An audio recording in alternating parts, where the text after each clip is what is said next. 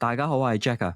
今次呢條片咧就想同大家分享下點樣由零上手 N8N 呢個 platform 啦。咁佢就係一個 workflow automation 嘅 platform 啦。咁係方便大家咧可以好容易咁起到自己嘅 AI application 啦。係以前可能起 AI application 你要識好多 coding 嘅技巧啦，又識點樣 set up 嗰個 infrastructure。咁但係而家用呢個 platform，大家可以用 drag and drop 用 node base 嘅方法咧，可以起到一個好簡單嘅即係 AI application 去幫大家 automate day to day 嘅 task 啦。咁佢都係一個 local platform 嚟嘅，即係代表你都要識少少 coding。但係如果你肯學嘅話，其實就好容易上手到去 build 到自己專屬嘅 AI apps 啦。如果你第一次嚟呢個頻道，阿 Jack 係一位現職金融機構嘅 AI 工程師。喺呢度，我會分享一啲有關用 AI 提高生產力嘅實戰方法，令唔熟悉科技嘅普通人都可以變成輕鬆駕馭 AI 嘅 power user。如果你都想學下點用 AI 解放你嘅時間，記得 subscribe 呢個 channel 啦。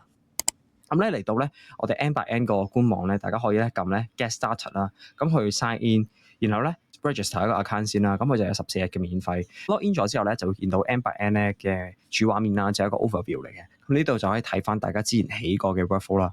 咁我哋可以由零開始先起一個，去感受下係點樣啦。咁右上角呢度可以撳 Create Workflow。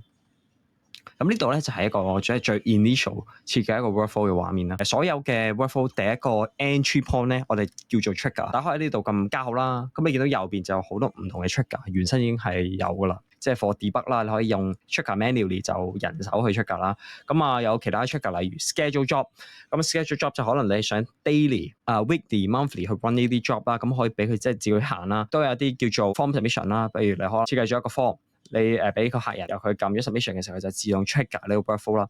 咁或者有其他唔同嘅 trigger，大家可以自己玩下嘅。咁我哋今次會起一個簡單嘅 chatbot，咁我哋就會用一個 chat message 去試一試先。咁你見到呢度咧，就係你可以教唔同嘅 configuration 啦，你可以 make it public 啦，或者有其他唔同嘅 file upload 啊等等嘅嘢啦。咁呢度我哋最簡單嘅版本唔好搞任何嘢，出翻去先。起咗個 trigger 之後咧，我哋下一步咧會駁一個 orchestrator 嘅。咁 orchestrator 咧就係幫我哋咧去咧連接唔同嘅 LLM model 啦，係啦。咁我哋撳右上角呢度撳 AI 啦，咁啊下面撳翻一個叫 basic LLM chain。呢個咧 basic LLM chain 就最基本一個 orchestrator 嚟嘅。你見到唔同嘅 features 啦，你可以有一個 specific output format 啦，可以去改翻你自己嘅 prompt 咯，係啦。咁我哋都唔好搞任何嘢住，就咁擺咗喺度最原生嘅版本先。下一步就會先駁一個 AI LLM model。咁呢度咧佢有個接口嘅，係啦。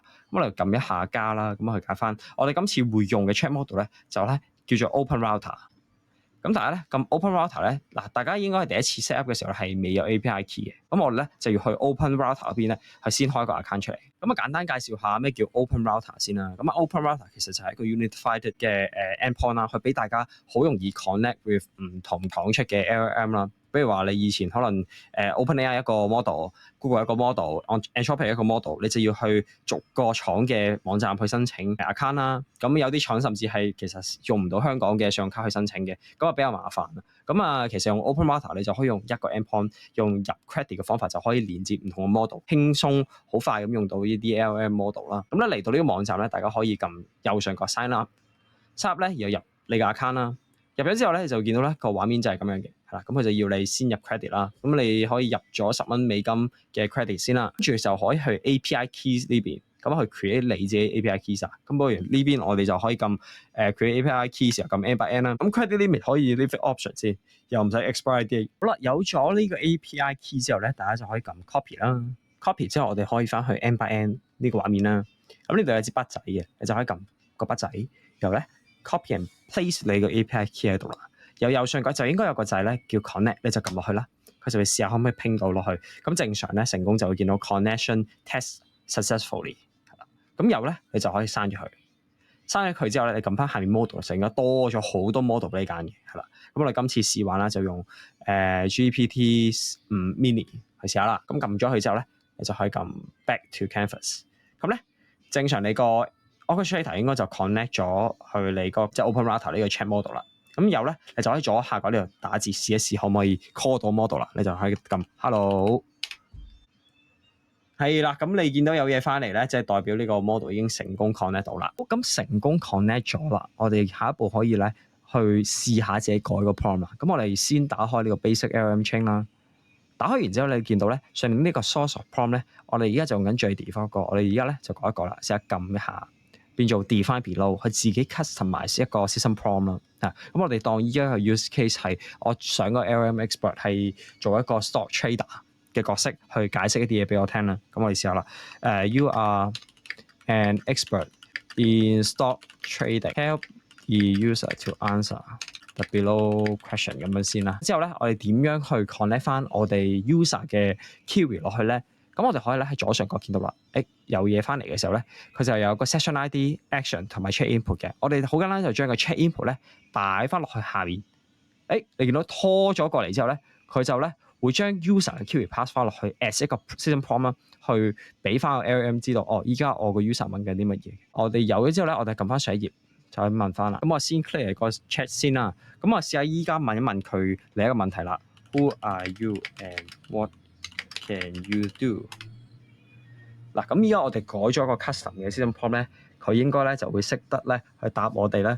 佢係一個 trading expert，又用翻咁嘅身份去幫我哋答問題。嗱，你係見到啦，佢而家就會自己話：我係一個 trading expert，解釋 concept 啊等等嘅嘢啦。咁就會有一個唔同嘅身份啦，係啦。咁就好簡單咧，呢度咧用 drag and drop 嘅方法，你係見到起到一個你自己專屬嘅 AI application 啦。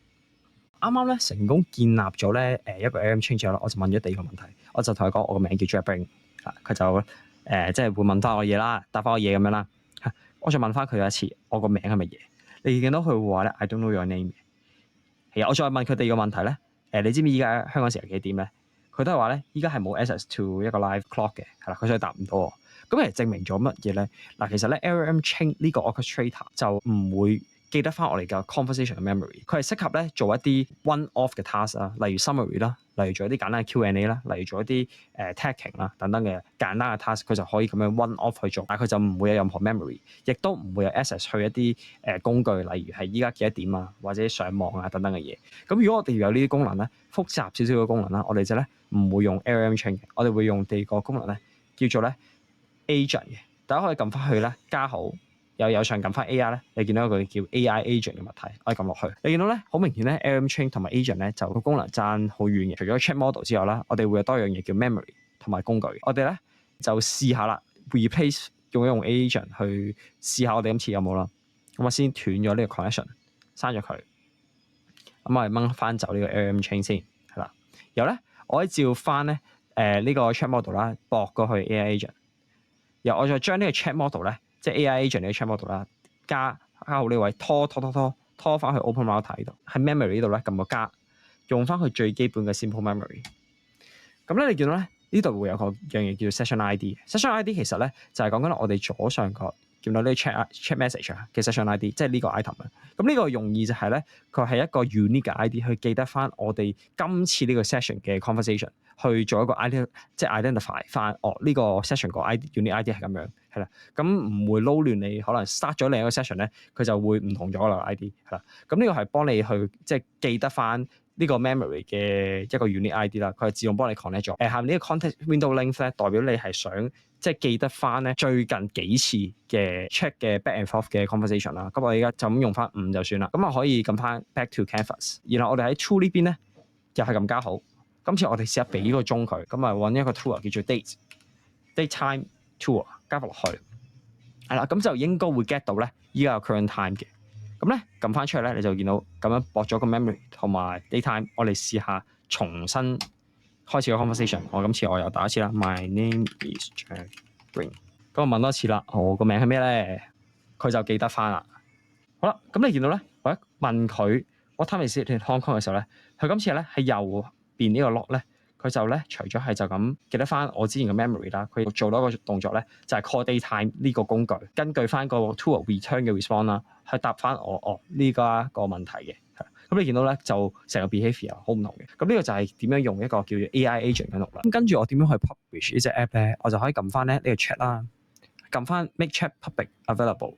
剔着咗之後咧，你就咧可以撳翻右上角呢個 inactive 咧，剔翻着佢。又咁 got 你，咁咧呢個 app 就 public 咗噶啦，咁就可以離開用呢個 public 嘅網站咧，去入翻你 app 咧，去用翻你 chatbot 就得㗎啦。咁其實就係咁簡單嘅原理咧，就已經起到好多唔同有用嘅 application 啦，去幫大家做到啲 automation 嘅。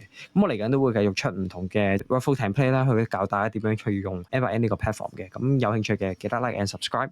咁我哋下次再見啦。今日條片係咁多啦，中意呢條片嘅記得 like 同埋 subscribe，我哋下次見。